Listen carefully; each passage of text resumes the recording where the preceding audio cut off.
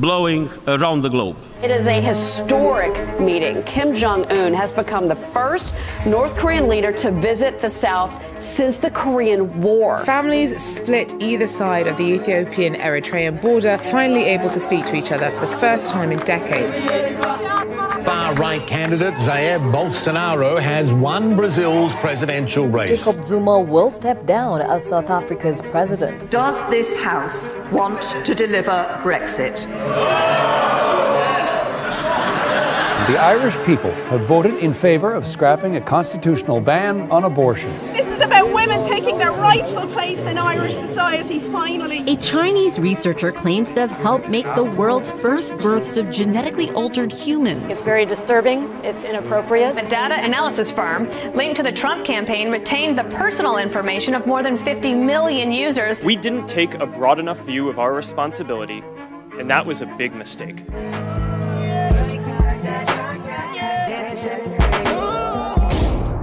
17 people killed in connection with a mass shooting at a Florida high synagogue in Pittsburgh. The gunman opened fire during morning service. And I don't want prayers.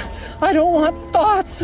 I want gun control, and I hope to God nobody else sends me any more prayers. Thousands of students are expected to walk out of their schools, a mass protest across the nation against gun violence. A new report by the UN carries a stark warning. Millions more people will die from extreme heat by the year 2040. India's Kerala state was hit by the worst flooding it's seen in a century. A powerful 7.5 magnitude earthquake struck the island of Sulawesi Friday. Several separate enormous wildfires are taking a terrible toll. Stuff that we lost isn't as important as the fact that our families all torn apart. Yemen's humanitarian crisis is escalating to devastating levels. The United Nations warns up to 13 million civilians are at risk of starvation. The administration's new crackdown on illegal immigration at the border. Over a 6-week period, nearly 2,000 kids were separated from nearly as many adults. You know, they have a word. It sort of became old-fashioned. It's called a nationalist. You know what I am? I'm a nationalist, okay? In Paris, violent clashes erupted between police and protesters for the third straight weekend. We pay so many taxes. It's impossible now to have a good life for us. This is Jamal Khashoggi captured on closed-circuit cameras, stepping into what Turkish authorities believe was a death trap. I am here today not because I want to be. I am terrified. Look at me when I'm talking to you. You're telling me that my assault doesn't matter.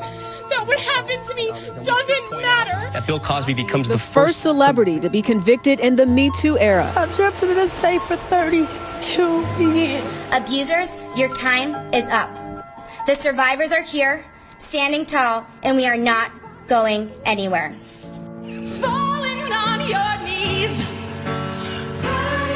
What I know for sure is that speaking your truth is the most powerful tool we all have. So I want all the girls watching here and now to know that a new day is on the horizon.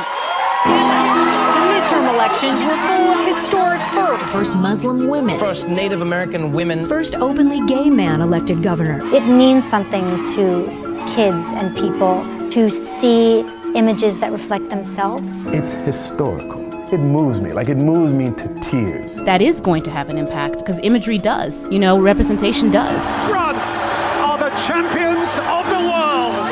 All 12 boys and their soccer coach have now been rescued from that flooded cave in Thailand. An immigrant from Mali is being called a real-life Spider-Man after he rescued a child dangling from a balcony. Look at this. I guess one person can make a difference. There are no limits to the human spirit. Touchdown confirmed. I believe what makes us unique is transcending our limits. I would much rather fail gloriously than not venture, not try. Get up and do it. Yeah!